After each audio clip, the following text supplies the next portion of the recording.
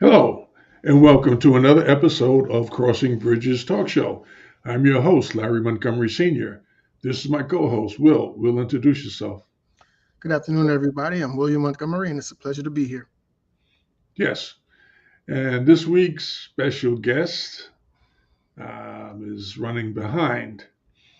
And so behind, I think he'll be late. So late, I think he'll be absent. But anyway, the show must go on. So, what we're going to do this week is kind of update everyone on the impact of fatherlessness in the Black community here in the United States. Well, before I start to pull up some of the data that I found, did you want to make an opening comment? Other than it's a pleasure to be here, well, it's a pleasure to be here. It's good you stick to the script. But anyway, let's see what we got here. In a recent poll taken by, let me just, Fatherlessness and Its Effects on American Society by Jack Brewer, Chairman, Center of Opportunity Now. This information was made available January 20th to the 21st this year. And first point that they make, the United States has the highest rate of children living in single parent households of any nation in the world, at a rate of 23% of children living with one parent and no other adults. The United States stands over three times the world average of 7% of children raised by one parent. Other nations of note include China at 3%, India at 4%, and Nigeria at 5%. Well, what do Mhm. you think about that? Well, um, it's astonishing, but I mean, here in America, we do kind of incentivize the single parenthood. So, monetarily, I'm pretty sure China is probably not going to be spending a whole lot of money on single parents because of their probably laws. But here we have laws that favor that. So, therefore, we're going to experience more of it than a large country such as China. Nigeria is probably a fraction of the size of the United States, so we really can't look at that as comparison, really. But it is still, 100% probably African uh, continent. People of Nigeria are from the continent of Africa, obviously. So 100% of them are probably African. So Yeah, there would be a lot of black people in that one spot. mhm. But anyway, um, here it's a problem. It is a problem because the impact of fatherlessness in the household, in the black community, we represent 10% of the population here in the United States. And we need everybody on board, all hands on deck when it comes down to assuring survival and growth. And when we have uh, in the black community this thinking, this mindset that it's acceptable behavior to give birth to a child, to impregnate a woman, and then to walk off like it's okay is just a pathetic shame. And it doesn't help our community, you know. And I always ask the same question: why do you think you are here? If you think you're here because your career and your ability to earn an income, your social media fame, you got a lonely life that you're looking at, son. You know, it's about those that come behind us. That's why we're here, to make it a better place for them. Anyway, let me go on to the next point here because this is going to get interesting. The average school age boy only spends about 30 minutes per week in one on one conversations with his father. For comparison, the same boy on average will spend about 44 hours per week watching television, playing video games, and surfing the internet. 44 hours. That's a job. Sitting around watching TV and playing video games. But when we look at the flip side of it, having the opportunity to spend those 30 precious minutes with your father is denied to almost 25% of our children. So, how many children do you think that don't have fathers would prefer to have that 30 minutes of time with a father figure who cares for them? And we'll talk about the fact that you could have a father in a household and he's not a father. It just happens to be a male. Okay. And that male is only interested in the female and his biological children, hopefully. If there are any stepchildren or adopted children, that's a whole different conversation. But before I go on to the next one, Will, did you have something you want to offer, or just, I'll just keep going until you raise your hand. Okay. Okay.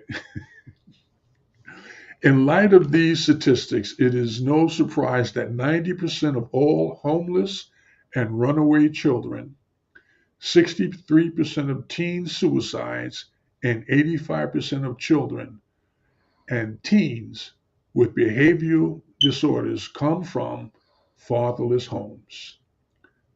Let's go through that again. In light of these statistics, it is no surprise that 90% of all homeless and runaway children, 63% of teen suicides, and 85% of children and teens with behavioral disorders come from fatherless homes. Tragic, Hmm. tragic, you know. I have another resource here. It's entitled Just the Facts. Children with imprisoned fathers are more likely to have depression. Involved dads reduce moms' parenting stress. I think I'll add a video on that part, on these facts. Adolescent teen boys who live with their dads are less likely to carry guns and deal drugs. Interesting. Involved dads improve their children's overall emotional and social well being. You still with me? Still with you. Okay, good. Let me go on. Children with involved dads are less likely to be mistreated. Infant deaths within the first 28 days of life is 4 times higher for those with absent fathers than those with involved fathers. Hmm. Boys have fewer behavior problems and girls have fewer psychological problems when they have involved dads. Let me go back here and see what statistics I got here. The fatherless are also 40% more likely to repeat a class and 70% more likely to drop out of school. Hmm. Of all the youth in state operated institutions, roughly 70% come from fatherless homes, and 85% of all youths in prison come from fatherless homes.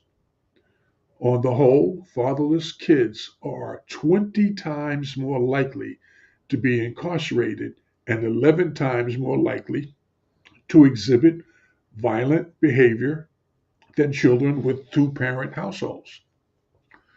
When we talk about a single parent household, I'm going to have to raise my hand and give kudos to the females out there who are struggling to raise a child, a male child, or a child without the presence of the father.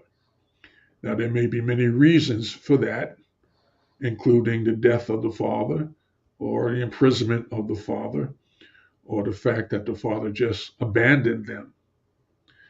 The problem is, death is, you can't do anything about death.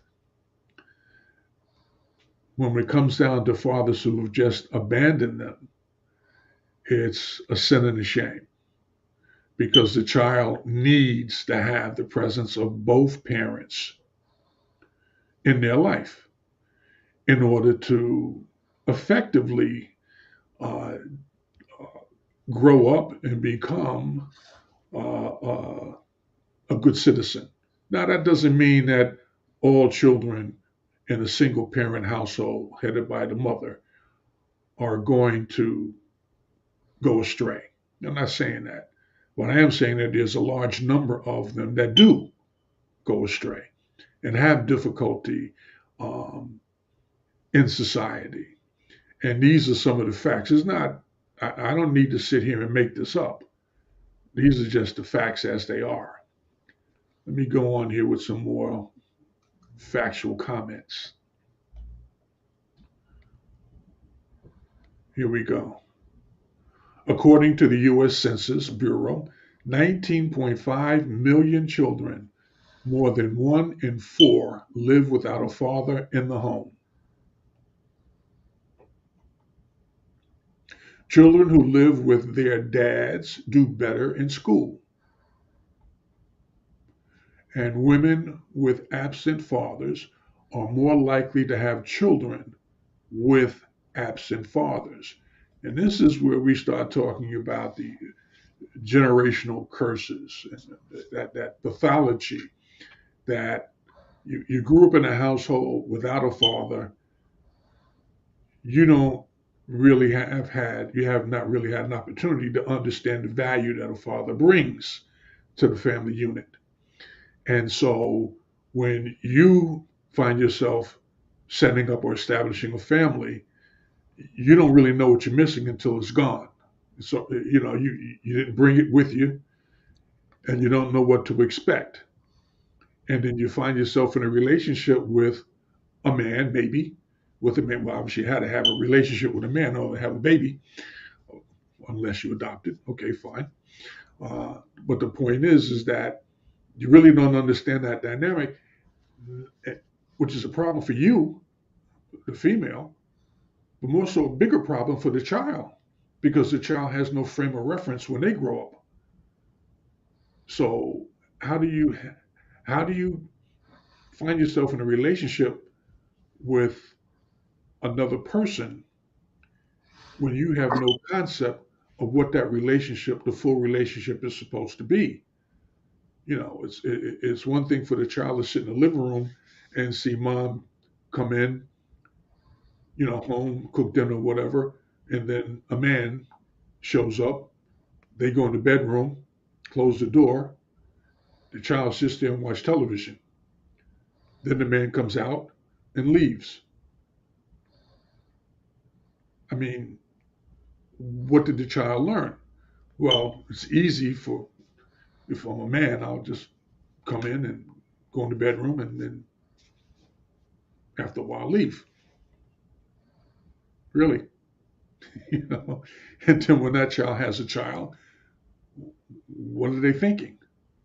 What do they know? Well, you come home, you go in the bedroom, and then you leave. Interesting, huh? Well, and I mean that goes along with the generational pathologies because if that's what you know, then that's what you're going to emulate when you get older. You could say, well, uh, I'm going to do things different, this, that, and the other, but your core has been developed to the fact that you see, if you're a female per se, and you have a strong, well, you were raised by your mother, you see a relationship where your mom is doing everything. So you're going to more than likely emulate her, which means that you're probably going to choose the same type of men, which you're probably going to treat them the same way your mother treated those men. And if none of those men were able to stay around because of the way they felt they were being treated or whatever, then you're doing the same thing. It just continues on and on and on. Your kid's going to learn, if it's a boy, he's going to learn that, you know, well, mom has friends come over and they leave. Mom has friends come over and leave. So when I get older, I'm going to have female friends and I'm going to go and I'm going to leave. And so it's like you're learning, both the children, male or female, are learning from that single interaction because the father's not there. Now, the father could be dead, the father could be in jail. We mentioned that, the father could definitely have walked away, but we haven't mentioned that sometimes they get ran off because you have some women that feel like they don't need a man and they treat a man a certain way. And the man says, okay, well, hey, because to be honest, I'm not going to say no names, but I knew a female who literally said, you know, I just want the baby. They didn't want the man.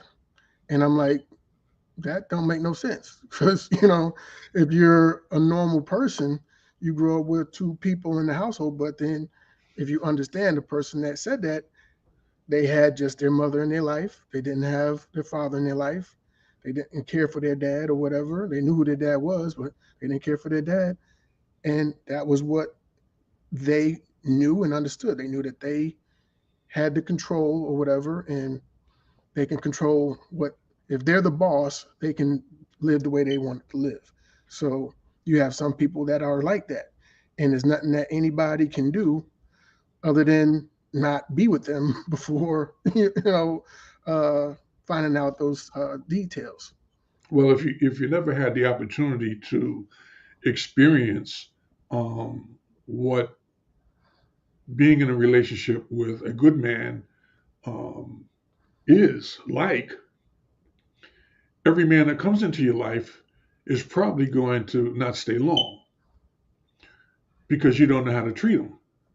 You say, "Oh, I'm the woman. They're supposed to treat me right." No, it's not like that. The reality is that you both need to be treated right. Yes, well, And also on the flip side of that, if you're a young man being raised by your mother, you know, you see her having friends over, this, that, and the other, your understanding of how women interact with men is going to be different than a young man growing up watching his father love and respect his mother. You see what I'm saying? So you're creating two negatives in a sense because you're not giving the son a good relationship with his mother because it's like, well, hey, yeah, mom took care of me, this, that, and the other, but even as good as she was, nobody stayed. So if I see other women, none of them are probably going to equate to the relationship that he had with his mother. So he's going to think of them less than his mother. Even his mother could be like, well, you need to respect all women, this, that, and the other, blah, blah, blah. But he's never going to respect a single woman as much as his mother. well, there are cultures in the black community that have send mixed messages. You know, where the household is run by the mother, and the father is out doing what he does. And that doesn't mean just working uh, for a living. He may be working something, but he may not necessarily, but it also would include working for a living. And so, yeah, there are other children out there.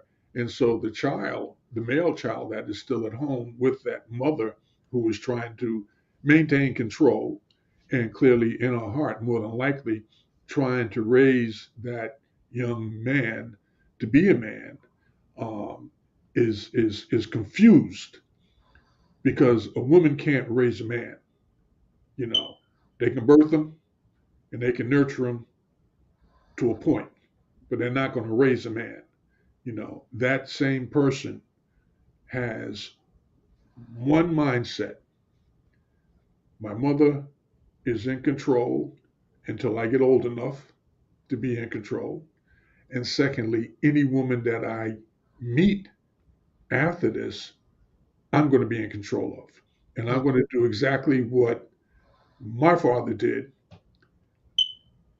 get what I want and keep it moving, you know. So yeah, there'll be plenty of side kicks, whatever you want to call it, in that man's life. And that's and if you talk to enough people from a number of different cultures, you'll start to see that there's a pattern based on culture. And so when a woman finds a man, you need to understand where they came from. Oh, he's nice to me.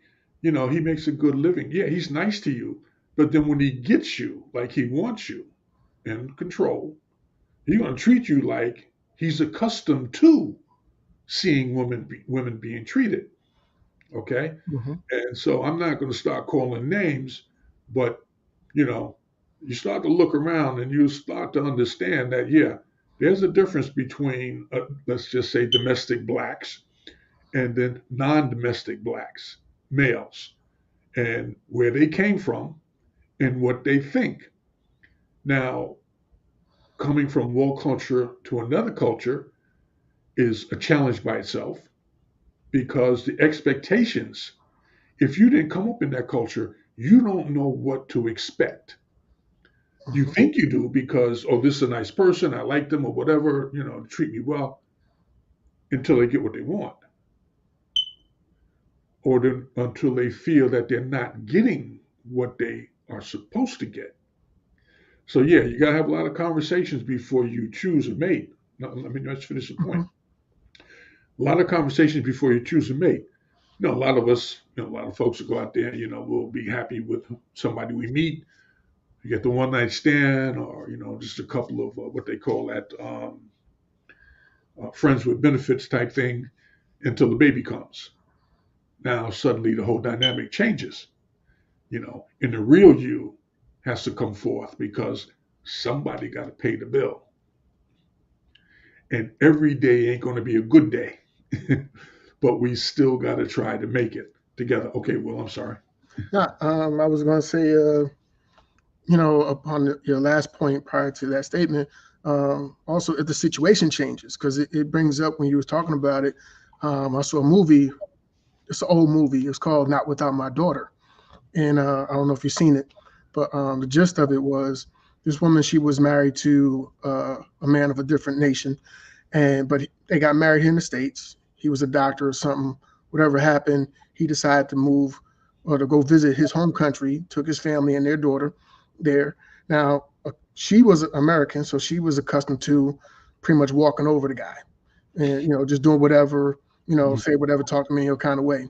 Well, Mm-hmm. when they got to his home country, the laws are different there. Women, they are, what the man say goes, and that's it. If you don't listen, then you subject to be getting stoned in the street. Like that type of stuff. Mm-hmm. So she gets over there and she's, says something like out of pocket to him, and he's in his father's house, and his father looks at him like, you know what I'm saying, like that don't fly around here. Pretty much, he ain't say it, but it's like, and then next thing you know, he hits her, and she's like, oh, but Mm-hmm. the bottom line was the laws over there, the way their customs are, that is all legal. And Mm-hmm. a lot of women might, oh well, he looks good and he's this, that, and the other, but you you get into a situation and you don't know all the details because you're blinded by the beauty or the sophistication or just the fact that it's from a foreign country. That person, guys or girls, can get fascinated by foreign people from foreign countries or whatever. But when you get into a situation where you're married and you go to that country, yeah, you might have got married in the States, but once you're in a country, you're covered under their laws, and how they see things may be totally different than. So you might want to say, hey, love you, but we're not going to your home country because I done did some research and I'm not going to do too well over there. You know what I'm saying? I might not make it back to the Well, Americas. the problem with that, yeah, that's a problem, clearly. But the problem with that is like, well, all right, I don't want to go back to your home country because I understand the dynamics there.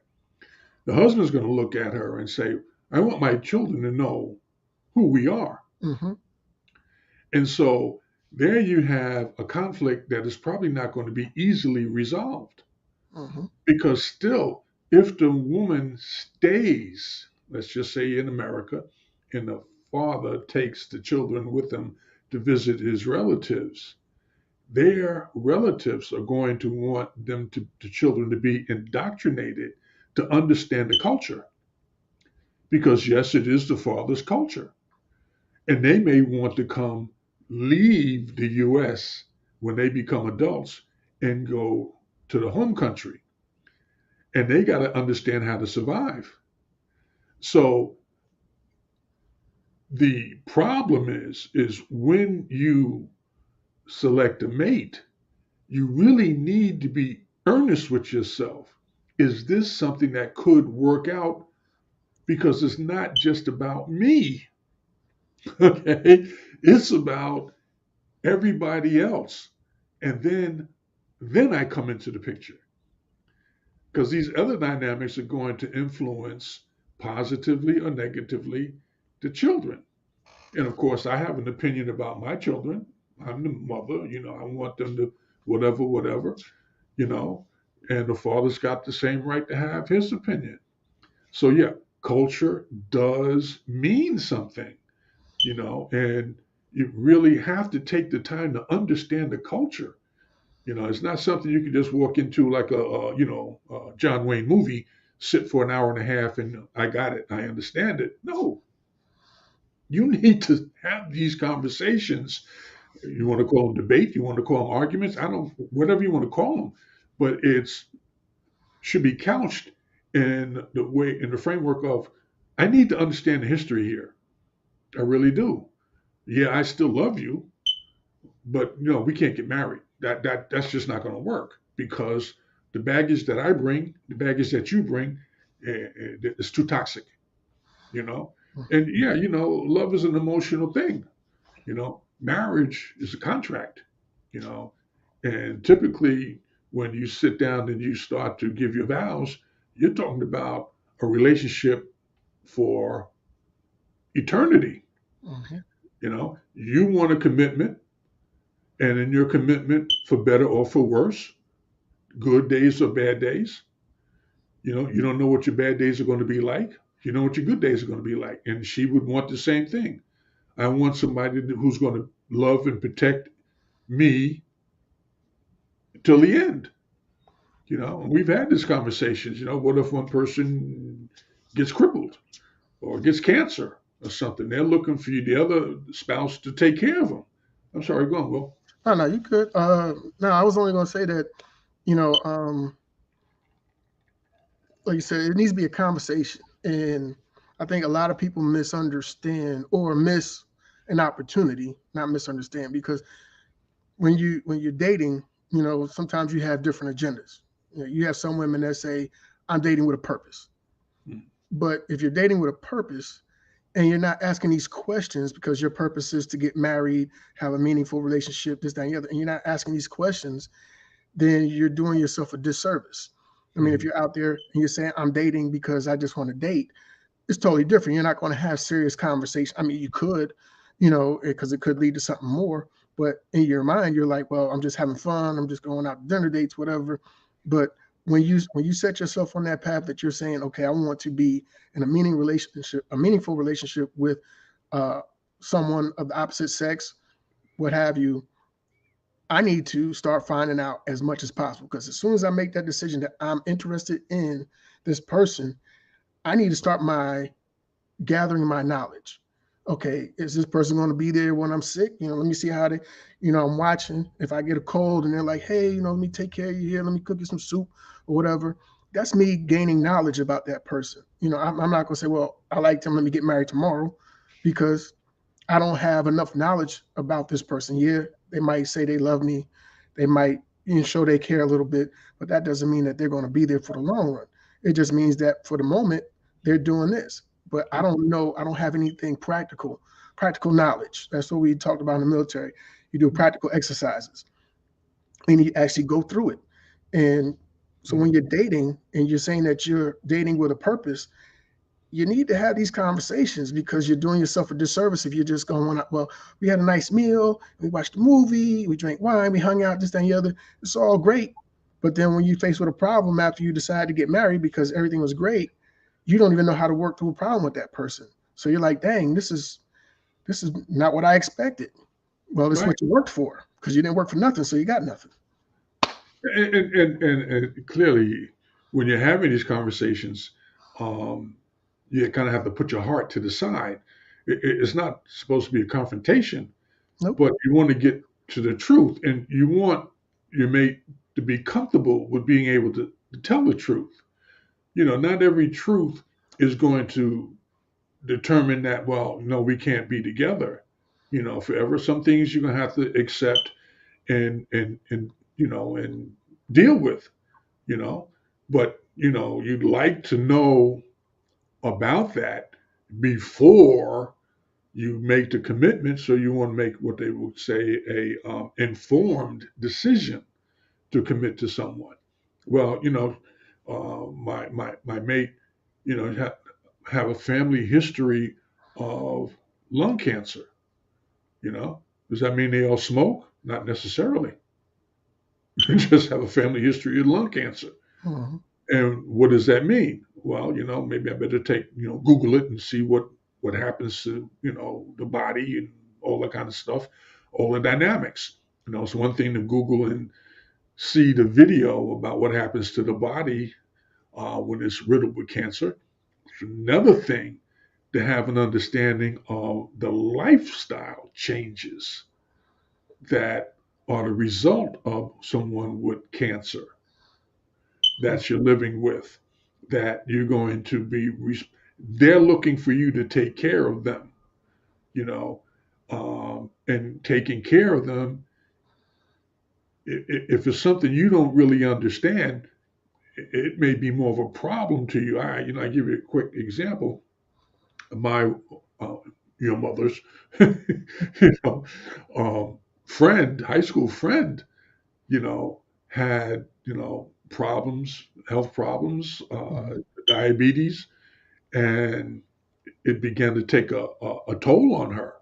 And as it took a toll on her, you lose a couple of toes here and there, and then next thing they take off a foot, and she had lost her foot, and that was a problem for Mhm. her. And her husband, did everything. And I wasn't there. I'm just going by what I was told. Mhm. You know, catered to her every needs and so like that.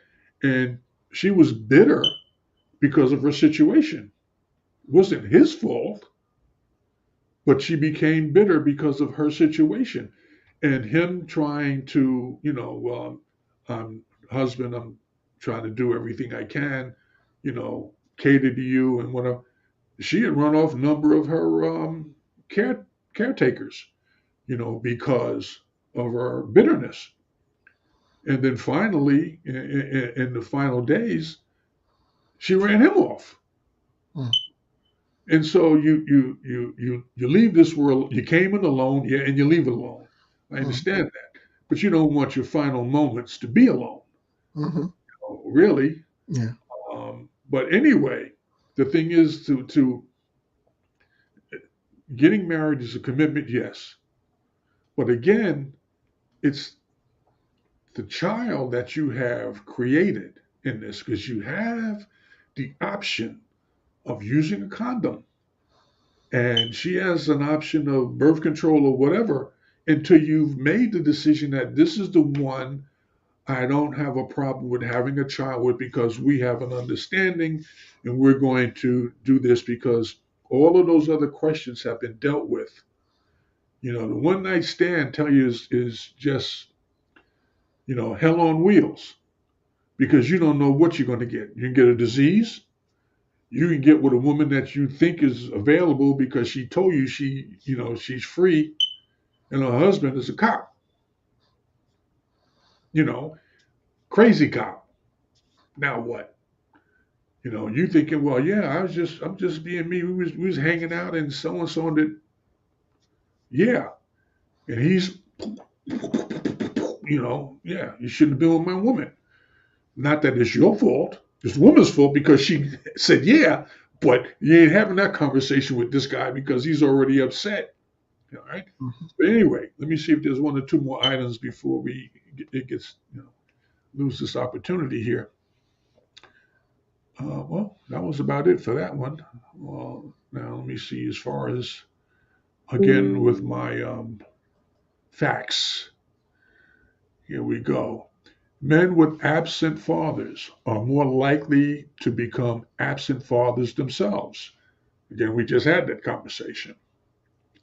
There are 176,000 stay at home dads responsible for caring for 332,000 children in the United States. And that's a number from 2012. So it's probably changed. I'm not saying it went down. I think it probably went up. There are three states with the lowest rates of father absence. And this again is from 2000. This is from 2013. Utah at 11.5%, North Dakota at 14.4%, and Idaho at 16%. Now, I don't live in any one of those three states, and I really have no reason to go visit anybody in those three states. And it must be a reason why that is. I think they called it back in the day a shotgun wedding. That might be, how they handle it. I don't know. But I ain't got no reason to go to any one of those three states anyway. But some final points here. Let's see here. Mississippi has the highest number of children living in father absent homes at 36.2%, followed by Louisiana at 34% and Alabama at 30.7%. Mm. And that was in 2013. So I'm going to leave that there and just say that, yeah, fatherlessness is a problem because, again, you need those last few states we talked about a moment ago. Those are numbers back in 2013. Those children are now teenagers, young and about to be young adults. This is the crop of children now, young adults, who'll be making babies.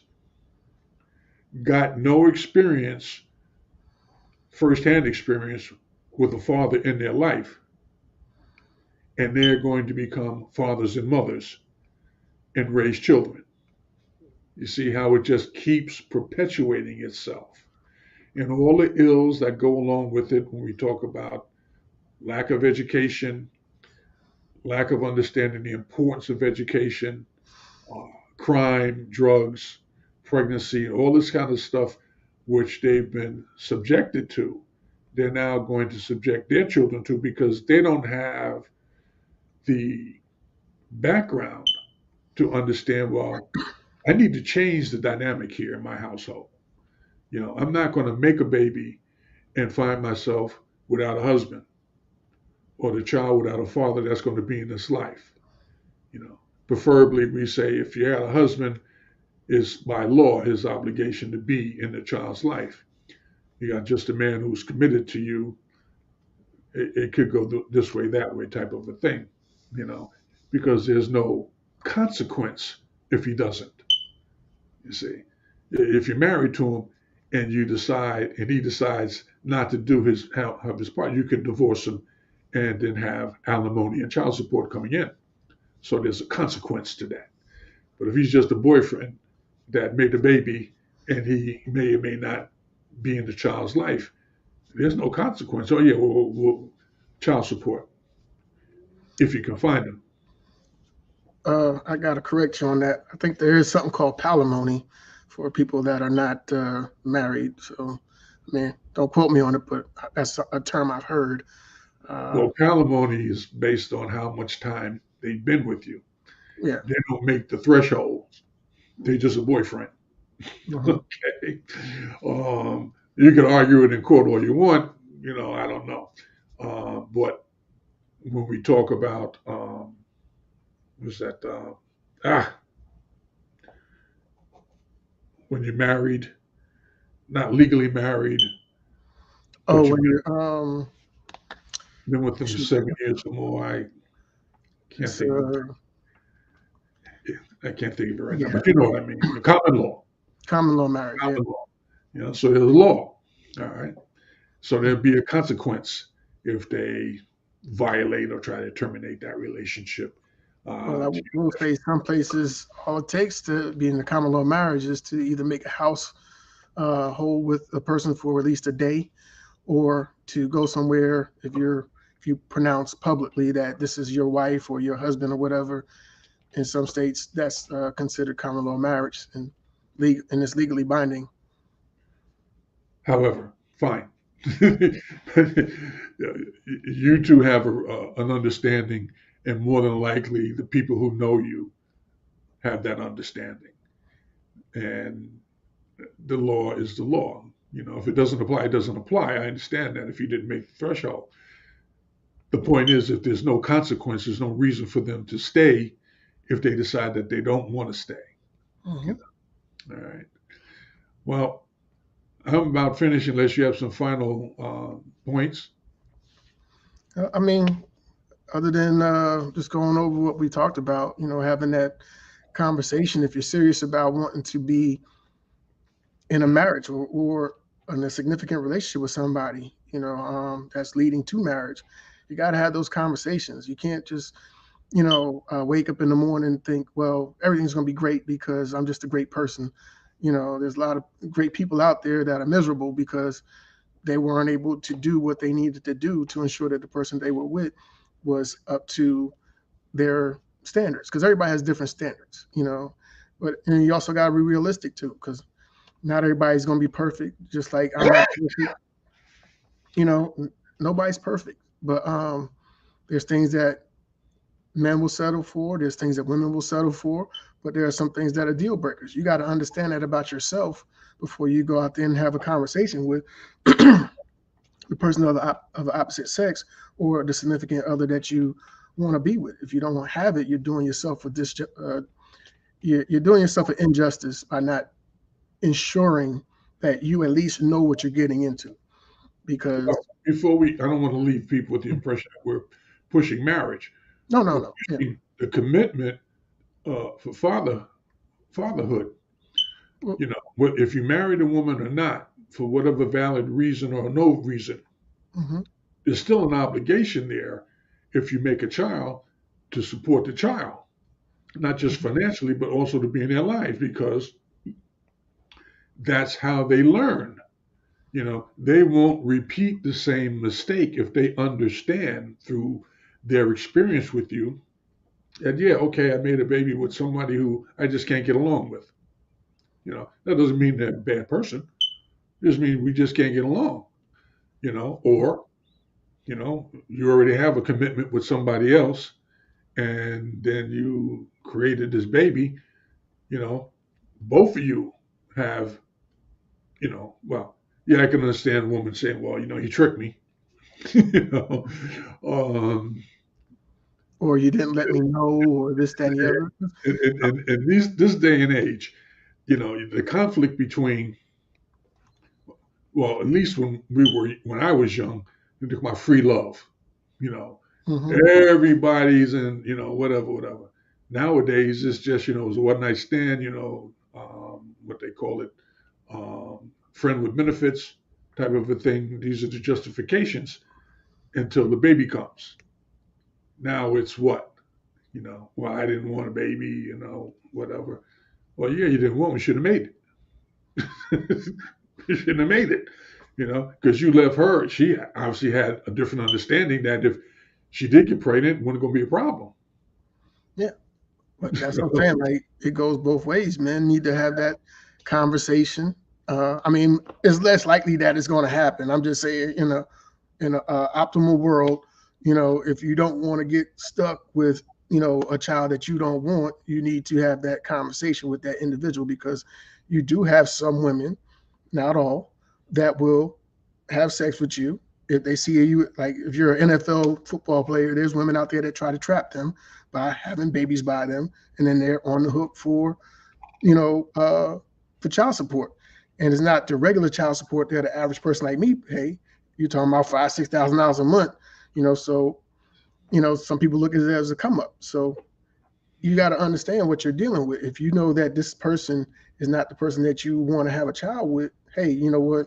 I'm not going to engage in risky behavior with this person because they're they're not of the quality that I would consider to be the person I would want to have a child with or marry, or marry and then have children with. But in women, the same thing. If you're like, well, hey, I want a child, I want this man right here, you kind of need to know if he's going to stick around, because if you say, okay, well, I wanted a child with him, but I didn't think that he was going to leave, when I told him that I was pregnant, who'd you screw over? You screwed yourself and the baby Well, because he's going to do what he's doing. you you know, it's so many dynamics that are contrary to happiness when you don't stop and control yourself and look to the future. Yeah, I understand you want to have a good time and all that kind of good stuff, but there are things that you need to be aware of and do to protect yourself. And you're actually protecting the other person too, because having a child is going to change everybody's life, period. Mhm. And so, you know, it is what it is, you know. Knowledge is power. Yeah. So, you ready to give your announcement? I'll be ready next week. Now, just like at this time, we would like to extend the opportunity for people to send out topics that they would like to hear us discuss, or if you would like to be a part of the panel, please hit us up in the comment section, and we look forward to hearing from you. And what we always say is we'll see you again next week, God willing, and the creek don't rise.